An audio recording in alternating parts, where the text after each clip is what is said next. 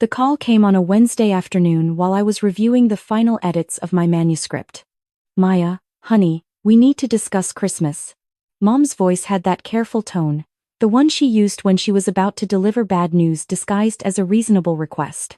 I saved my document and closed my laptop. What about Christmas? Well, it's Daniel's first Christmas with Olivia's family joining us. You know how the Montgomerys are. Old Southern money, very traditional. They have certain expectations about. She trailed off. You don't want me there, I finished flatly. It's not that simple, sweetie. Daniel worked so hard to make a good impression on them. Olivia's father owns half of Charleston's historic district.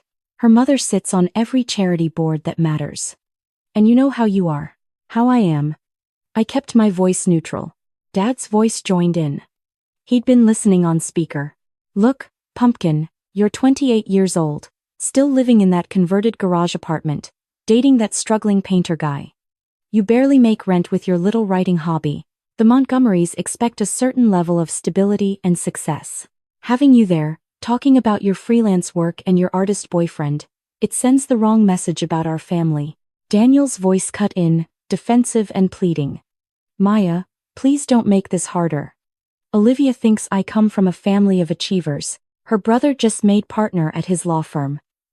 Her sister married a neurosurgeon. What am I supposed to tell them about you? I looked at the framed publisher's weekly bestseller list on my wall. My name M.C. Rivera at number 1 for the 47th consecutive week. At the Hollywood Reporter article announcing the $12 million Netflix deal. At the stack of foreign rights contracts from 34 countries. At my agent's email from this morning, subject line, offer from Paramount -$8M for film rights. I understand, I said quietly. I'll skip it. Oh, thank God, Mom sighed. You're being so mature about this. We'll do something special, just us, maybe in January. Actually, I'll be in London in January. Book tour. Silence. Book tour? Dad's voice dripped with skepticism. Maya, you don't need to make things up. We're not judging your choices, but let's be realistic. I'm not making anything up. But it's fine. Enjoy your Christmas. I hung up before they could respond. Then I opened my laptop and stared at the email from my publisher. Subject: NYT is sending photographer for profile piece, confirming your availability December 20th. I'd been M.C. Rivera, best-selling thriller author. For 3 years. My debut novel Midnight Latitude had sold 4.2 million copies worldwide. The sequel had sold 6.8 million. My third book, releasing next month, had pre-orders of 2.1 million copies. Amazon's biggest thriller release of the year, according to their internal numbers my agent had shared. My family had no idea.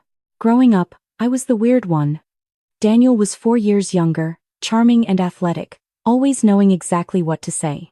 He'd played football in high school, joined the right fraternity in college, now worked in commercial real estate, making $85,000 a year, which my parents treated like he'd discovered oil. I'd been the one who locked myself in my room writing stories, the one who chose English literature over something practical, the one who moved to Savannah after college to write full-time while waitressing nights. That decision had created a permanent rift. You're throwing away your degree, Dad had shouted.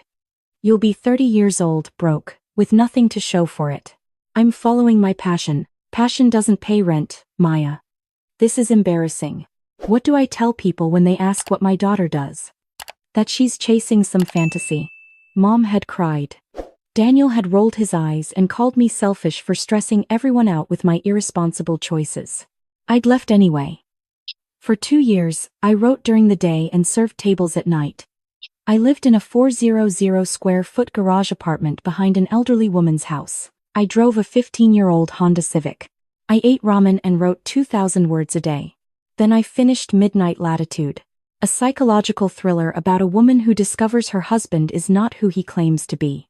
I sent it to 47 agents. The 48th one signed me. 6 publishers bid on it. I sold it for 400 of Famo Halfyards, null. It hit the New York Times bestseller list 2 weeks after publication. It stayed there for 63 weeks. But I never told my family. When the book came out, I published under the pen name M.C. Rivera. My full name is Maya Catherine Rivera, but no one connected them. When Mom asked about my writing, I said, I'm still working on it, and changed the subject. When Dad asked how I was paying rent, I said, freelance work, tips are good, and he'd sigh in disappointment. I let them believe I was struggling. The struggling writer, daughter who couldn't get her life together. Meanwhile, I'd bought the garage apartment I'd been renting for $340,000 cash. I owned a beach house in Tybee Island as an investment property. My Tesla sat in a private garage 2 blocks away, but I told them I still drove the Civic. I wasn't hiding out of shame.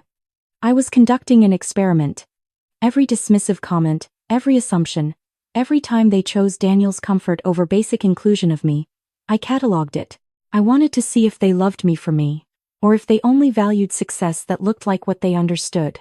With my first advance, I'd written full-time. The second book sold for $1.2 million. Netflix bought the series rights for $12 million. I owned my apartment, my beach house, and had $4.6 million in investments. My agent was fielding offers for my fourth book starting at $3 million.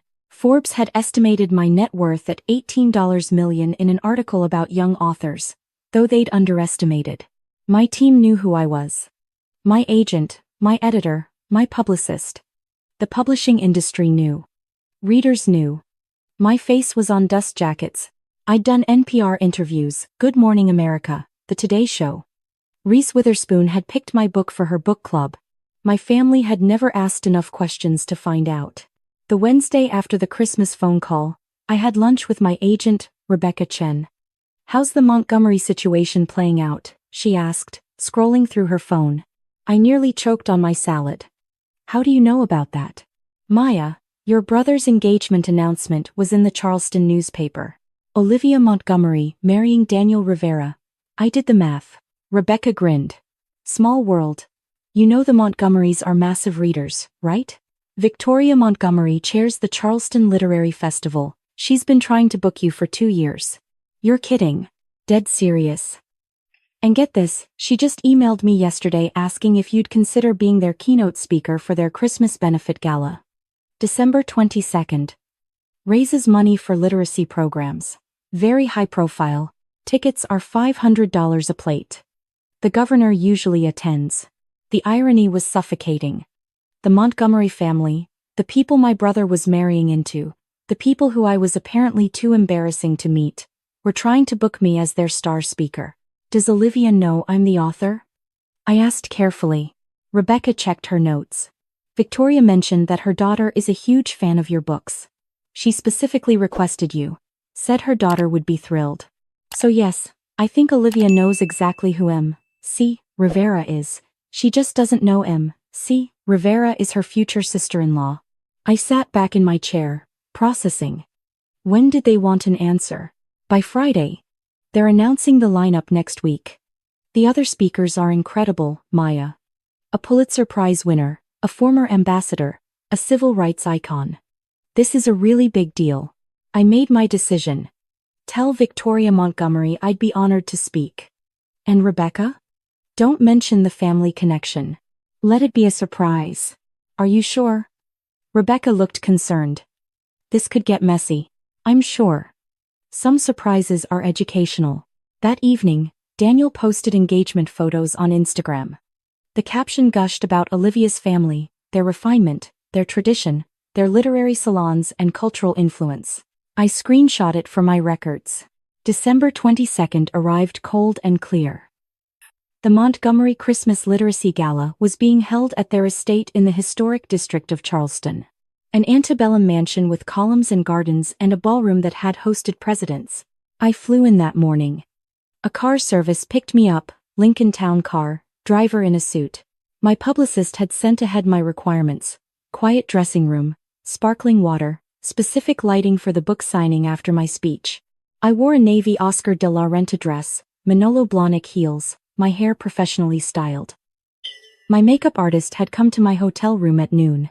I looked like money, which was ironic, because I'd spent years carefully not looking like anything my family would notice. The estate was stunning.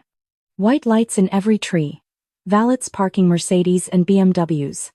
Women in evening gowns, men in tuxedos. I checked in at the VIP entrance. Miss Rivera, such an honor, the coordinator gushed. Mrs. Montgomery is thrilled you could join us. Your dressing room is ready.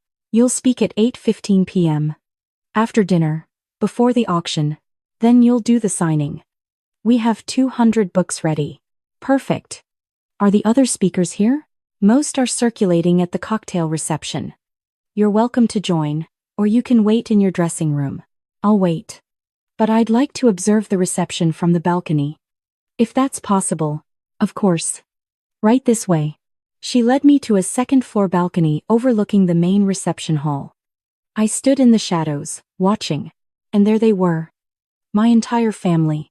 Mom in a silver gown that was trying too hard. Dad in an ill-fitting tuxedo, looking uncomfortable. Daniel in a sharp suit, beaming, with Olivia on his arm. She was beautiful, blonde, graceful in a way that came from cotillion classes and boarding school. But what caught my attention was the group around them. An elegant older couple, clearly Olivia's parents, a younger man who must be the lawyer brother, a woman who must be the sister married to the neurosurgeon. And every single one of them was holding a book, my book. Midnight Latitude, the paperback edition, distinctive red cover with black lettering. I couldn't hear them, but I could read lips well enough. Olivia's mother was animated, gesturing at the book. Olivia was nodding enthusiastically. My mother looked confused. My father looked lost. I checked my phone. Text from Rebecca. They just announced you as tonight's keynote. Media is here. This is going to be huge. You ready? I'm ready. At 8 p.m., guests were seated for dinner. I watched from backstage as 400 people took their seats in the ballroom. Crystal chandeliers, white tablecloths, floral arrangements that probably cost more than my first car. My family sat at table 4. The Montgomery family table. Mom kept whispering to Daniel. He kept shrugging. They had no idea what was about to happen. At 8:12 p.m., the MC took the stage. Ladies and gentlemen, thank you for joining us for the 47th Annual Charleston Christmas Literacy Gala. Tonight, we raise funds to bring books and reading programs to underserved communities throughout the Low Country. We have an extraordinary lineup of speakers, but we're especially honored to begin with our keynote speaker. My heart was pounding. I could see my family in the audience, Daniel leaning back in his chair, relaxed. Mom sipping wine. Dad checking his phone. The MC continued. She's the author of the Latitude trilogy, which has sold over 15 million copies worldwide. Her debut novel was on the New York Times bestseller list for 63 weeks. Her books have been translated into 34 languages. Netflix has adapted her series with a premiere set for next spring. She's been called the voice of a generation by Time magazine. Ladies and gentlemen, please welcome New York Times bestselling author M.C. Rivera. The room erupted in applause. I took a breath, smoothed my dress, and walked onto the stage. The lights were bright. The applause was deafening. I couldn't see faces clearly from the stage, but I knew exactly where table 4 was. I reached the podium, arranged my notes, and looked out at the audience. Thank you so much. What an honor to be here tonight. My voice, amplified through the ballroom, was steady. I'd done this before. Dozens of times. But never for an audience that included my family. I began my speech, the one I'd given before, about the power of literacy, about how reading saved my life when I felt invisible, about the importance of stories that make people feel seen. Standard stuff, but I meant every word. I was 5 minutes in when I saw it. The moment of recognition. Daniel's face went white. He grabbed Olivia's arm. She looked at him, confused. Mom's wine glass froze halfway to her lips. Dad leaned forward, squinting at the stage like he couldn't believe his eyes. I didn't pause. I continued my speech, talking about my journey as a writer, about the years of rejection, about believing in yourself when no one else does, about writing in a garage apartment in Savannah, working tables at night, choosing passion over stability. The room was riveted. I could feel it. But my eyes kept drifting to table 4. Mom had dropped her napkin. Dad's mouth was hanging open. Daniel was shaking his head, saying something to Olivia, who was looking between him and me with dawning understanding. I concluded my speech with my standard closer. So tonight, as we celebrate literacy, let's remember that every person has a story worth telling. And sometimes, the people closest to us don't know our stories at all. They make assumptions about our lives, our choices, our worth. But our stories belong to us. We get to write them.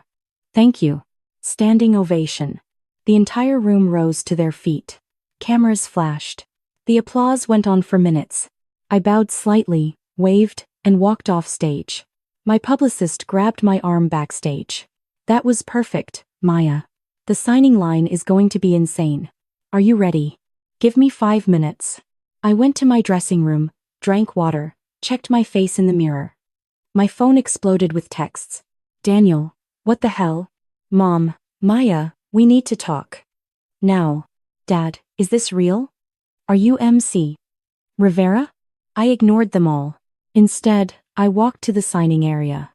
A table set up with stacks of my books, professional lighting, a line already forming. For the next 90 minutes, I signed books. I smiled for photos. I listened to readers tell me how my books had changed their lives, helped them through cancer, given them courage to leave bad relationships, inspired them to write their own stories. And in that line, 47th person back, was Olivia Montgomery. Alone. When she reached my table, she had 3 books in her hands. All of them dog-eared, well-read, clearly loved. Miss Rivera, she said softly. Or should I say, Maya? I looked up at her. She was crying, but not angry crying. Overwhelmed crying. I didn't know. She whispered. Daniel never told me. He never said his sister was you. I've been reading your books for 2 years. I gave Midnight Latitude to my mother for her birthday. We've been trying to book you for our festival. And all this time, you were going to be my sister-in-law? Small world, I said carefully. She set the books down, leaned across the table, and looked me directly in the eyes. Why weren't you invited to Christmas? I think you should ask your fiancé that question. I'm asking you. I met her gaze. Because your family has standards. And apparently, I didn't meet them. Olivia's face crumpled. That's not. We would never. Oh my God. Her hand flew to her mouth. They didn't tell you who you were, did they? Daniel told us you were a struggling freelance writer, that you barely made ends meet. That you were the family disappointment. Sounds about right. But you're M.C. Rivera. You're one of the most successful authors in America. You're... She stopped, processing. How long have they not known? 3 years. Since my first book came out. Why? I wanted to see if they loved me without the success. Turns out, they didn't. Olivia straightened up, wiped her eyes, and her expression shifted. The softness vanished. In its place was steel. I need to speak with my fiancé. Would you excuse me? Of course. She walked away, books clutched to her chest. I continued signing. But 10 minutes later, I heard raised voices near the entrance. I couldn't make out words, but I recognized the tones. Olivia's voice, sharp and disappointed. Daniel's voice, defensive and panicked. At 10:30 p.m., the signing line ended. Victoria Montgomery herself approached my table. Miss Rivera, Maya, that was extraordinary. She took my hands in hers. I had no idea you were Daniel's sister until Olivia just told me. I'm mortified that you weren't included in our Christmas planning. That's been corrected. You're expected at dinner on Christmas Eve. Your boyfriend as well. I believe his name is James? I smiled. James would love that. Thank you, Mrs. Montgomery. Please, call me Victoria. And Maya? She leaned in closer. My daughter tells me your family was under the impression you were unsuccessful. That they excluded you from events out of embarrassment. That's accurate. How extraordinary that they missed what was right in front of them. Well, they won't miss it now, will they? She squeezed my hands. I look forward to Christmas Eve. My husband and I are great admirers of your work. After Victoria left, my publicist appeared. Maya, your family is waiting in the VIP lounge. They're asking to see you. Do you want me to handle it? No, I'll talk to them. Give me a minute. I walked to the VIP lounge, a small room off the main ballroom.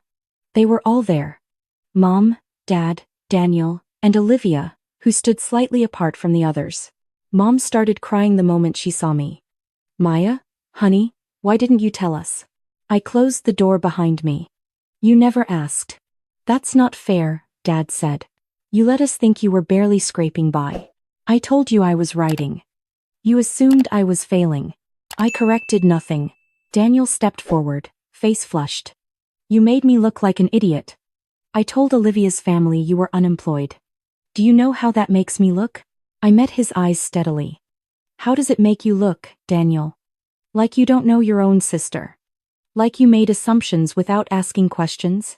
Or like you excluded family because you were embarrassed? That's not. He stopped because Olivia was staring at him. Actually, Daniel, that's exactly what you did, she said quietly. You told me Maya was the family failure.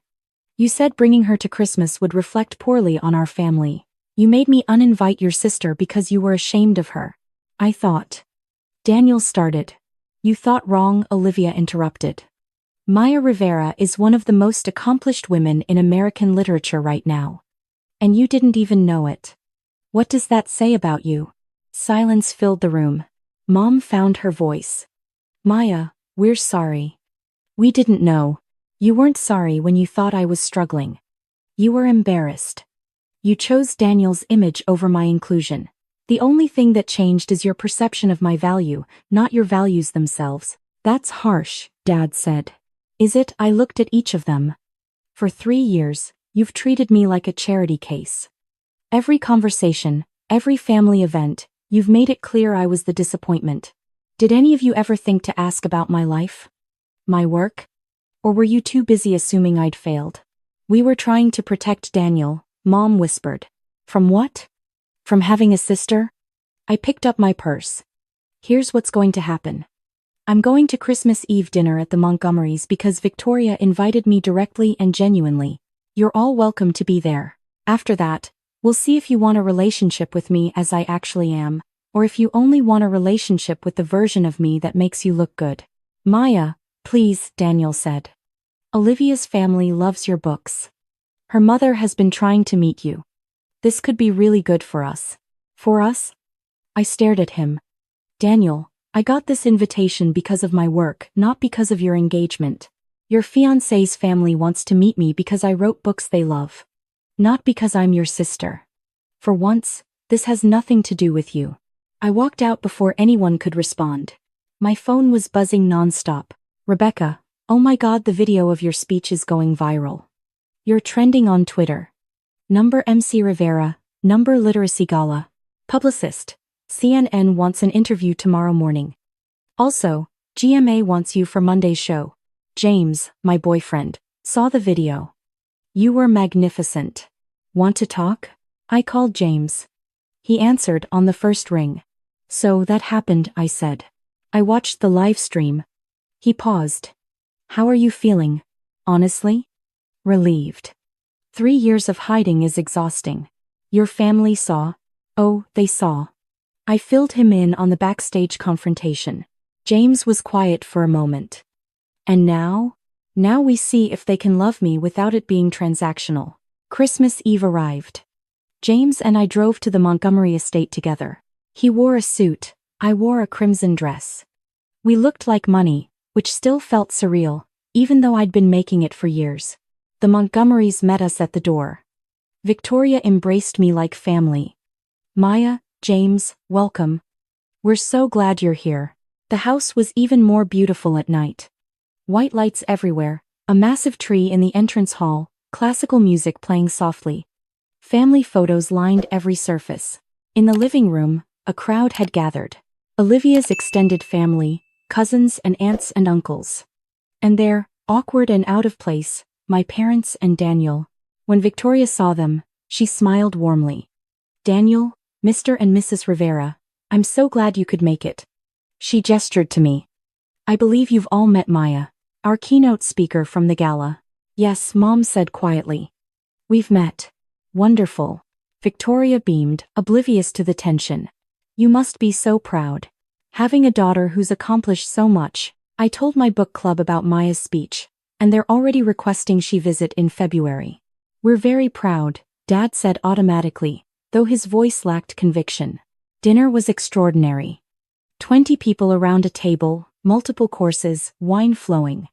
I sat between Victoria and a retired literature professor who'd taught at Georgetown.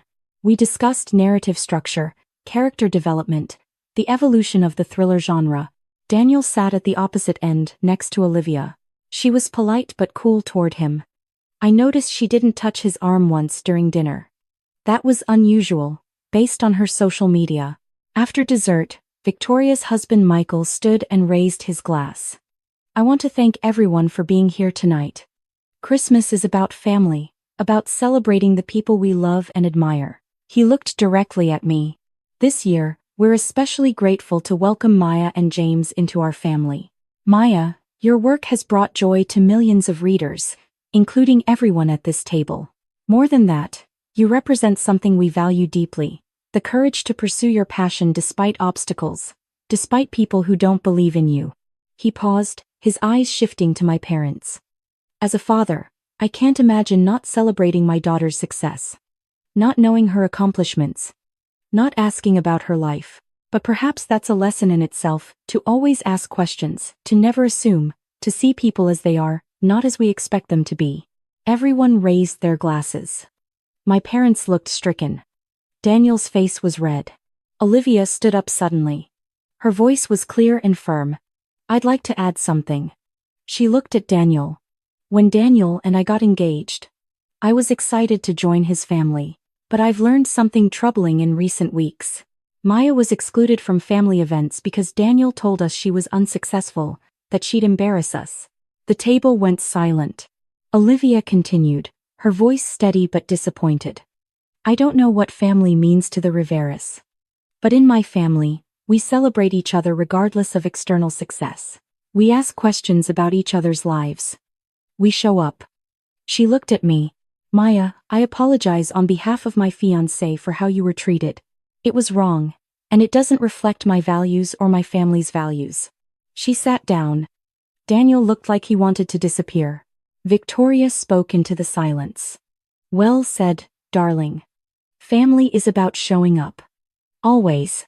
After dinner, guests moved to the living room for coffee and conversation. My mother cornered me by the fireplace. Maya, this is humiliating. For you or for me? I asked. For all of us. Daniel is devastated. Olivia barely spoke to him during dinner. Maybe he should have thought about that before deciding I was too embarrassing to invite to Christmas.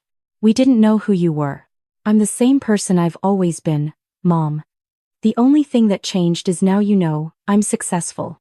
If that's what it takes for you to value me, then we have a much bigger problem than one missed Christmas. That's not fair. We love you. Do you? I looked at her directly. Because for 3 years you've treated me like a burden. You never visited my apartment. You never asked about my writing beyond a dismissive one-liner. You prioritized Daniel's comfort over my basic inclusion. And now that you know I'm MC. Rivera, suddenly you want to claim me? That's not love, Mom. That's opportunism. Her eyes filled with tears. We made mistakes. Yes, you did. And now you get to live with them. I walked away. James found me on the back porch. You okay? I will be. I leaned against him. This is messier than I thought it would be. Truth usually is. He kissed the top of my head.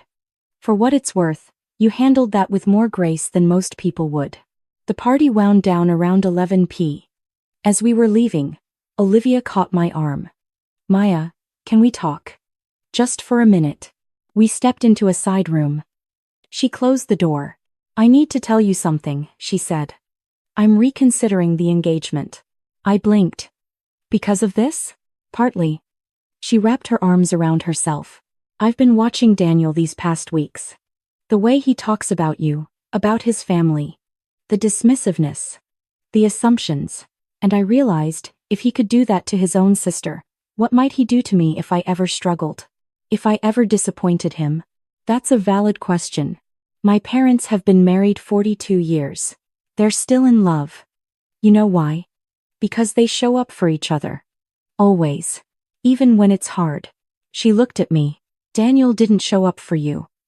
He didn't even try. That's not the kind of man I want to marry. I understand. She smiled sadly. For what it's worth, I hope we can still be friends. I mean it when I say I love your books. And I'd love to stay connected, regardless of what happens with Daniel. I'd like that too. We exchanged numbers. Hugged. When James and I left, I felt lighter than I had in years. The week between Christmas and New Year's, my parents called 3 times. I let them go to voicemail.